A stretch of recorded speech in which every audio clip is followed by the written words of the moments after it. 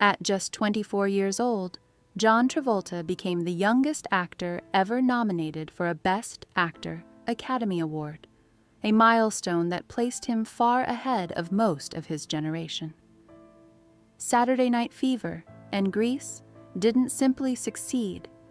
Together, they generated more than $600 million worldwide and reshaped music fashion and youth culture across continents. Travolta became more than a movie star. He became movement itself. Yet early greatness carries a hidden weight. When success arrives before identity fully forms, it can define expectations that are impossible to outrun. Today, at 71, Travolta lives a quieter life, far from red carpets, choosing privacy over applause. His story is not one of disappearance, but of survival after extreme highs. To understand how a man who once made the world dance learned to live without its noise, we must return to where everything began, long before fame rewrote his destiny. Roots in Englewood, New Jersey. John Joseph Travolta was born on February 18, 1954, in Englewood, New Jersey, the youngest of 6 children in a working-class household. Money was limited, but encouragement was not. His father, Salvatore, worked tirelessly selling tires, embodying discipline and responsibility. His mother, Helen Cecilia Burke, was a former actress and drama teacher who filled the home with creativity, storytelling, and belief. Their living room became a stage where imagination thrived. While other children played outside, John practiced movement, rhythm, and expression indoors. Helen never promised fame, only commitment. She taught her son that performance required discipline, not fantasy. That balance of structure and creativity shaped his instincts early. From his parents, Travolta learned 2 lessons that would define his life. Dreams demand work, and survival matters just as much as applause. Choosing the uncertain path. By his early teens, it was clear that John Travolta did not see his future inside a classroom. At 14, he left Dwight Morrow High School, a decision that frightened his father but earned cautious support from his mother. At 16, armed with little money and enormous determination, he moved to New York City to pursue acting. The city offered no welcome. Auditions blurred together. Rejection became routine. He slept on couches, waited tables, and learned patience the hard way. Broadway was not glamorous from the outside looking in. It was exhausting, competitive, and humbling. Yet those years built resilience. Small roles arrived slowly, including a touring production of Grease where he learned discipline rather than fame. Each step forward was earned, not given. Long before recognition, Travolta learned how to endure uncertainty without losing belief. Television opens the door. Opportunity arrived quietly in 1975 when Travolta was cast as Vinnie Barbarino on Welcome Back, Kotter.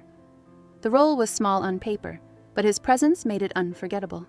Vinnie felt authentic, relaxed, and real, and audiences responded immediately. The show became a hit, and Travolta emerged as its breakout star.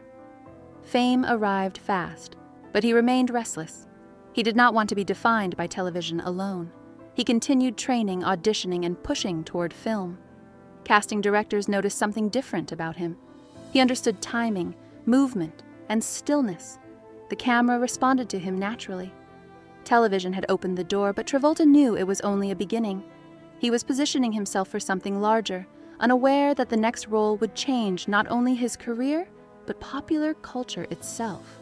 When disco became destiny, in 1977, Saturday Night Fever transformed John Travolta into a global phenomenon. His portrayal of Tony Manero captured ambition, frustration, and longing with rare honesty. The dance sequences were precise, but it was the vulnerability beneath them that resonated. The film became a worldwide success, and the soundtrack dominated charts for years. Travolta earned an Academy Award nomination at just 24, a historic achievement. 1 year later, Grease exploded into theaters, offering a completely different tone. As Danny Zuko, Travolta blended confidence with charm, helping the film become the highest-grossing musical of its time. Within 2 years, he had defined an era twice. Fame followed instantly, intensely, and without pause. Yet behind the celebration, pressure quietly built. Success had arrived faster than anyone could prepare for. The cost of falling fast. The early 1980s marked a difficult transition. Cultural tastes shifted, and roles that once felt natural no longer fit the moment. Several films underperformed, and Hollywood's attention moved quickly elsewhere. This period is often described as a fall, but it was also a lesson. Travolta continued working, refining patience rather than chasing approval. He experienced what many stars never do, the silence that follows sudden fame. Yet, he did not disappear. He adapted. Projects like Urban Cowboy reminded audiences of his range, even as the industry hesitated. These years forced him to separate identity from popularity. For the first time, Travolta learned that success could vanish without warning. The experience reshaped how he measured worth, laying the groundwork for a return that would surprise nearly everyone. A comeback that redefined him. In 1994, Pulp Fiction reintroduced John Travolta to the world in an entirely new way. Cast as Vincent Vega, he abandoned image and embraced imperfection. The performance was relaxed, grounded, and fearless. Critics and audiences responded instantly. The film became a cultural landmark, earning 7 Academy Award nominations and restoring Travolta's standing overnight. His career surged again with films like Get Shorty, Face/Off, Primary Colors, and A Civil Action. This comeback was different from the first rise. It was built on experience rather than momentum. Travolta chose roles more carefully, understanding the industry's cycles.